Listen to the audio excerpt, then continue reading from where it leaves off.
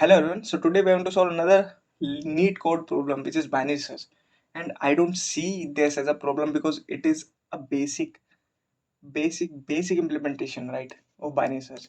We have already implemented this so many times in our previous video, right? So I don't think there is some issue in implementing binary search. So let's quickly see what is given to us. You are given an array of distinct integer nums sorted in ascending order and an integer target. Implement a function to search target with nums. If it exists, then returns it index, otherwise return -1. You should must run in O log n time, and we all know the complexity of binary search, right? So what is given to us? There is a num and there is a target. We have to find the target in num, right?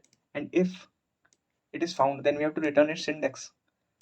This target is 4 and 4 is here.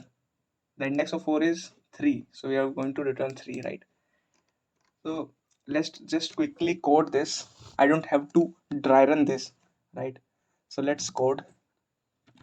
There's a pointer left which is pointing to the first element of the array, and there's a pointer right which is pointing to the last element of the array. So nums dot size -1. Now we are going to traverse through the array like this, and now we are finding the middle index of the array,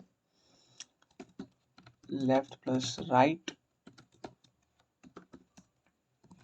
and now we are going to check if our nums of mid is equal to target, then we are going to return mid, which is the index. And else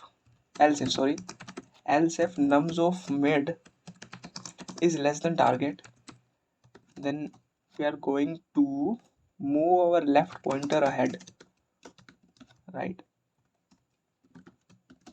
And if this condition is false and this condition is also false, then we are going to move our right pointer, right?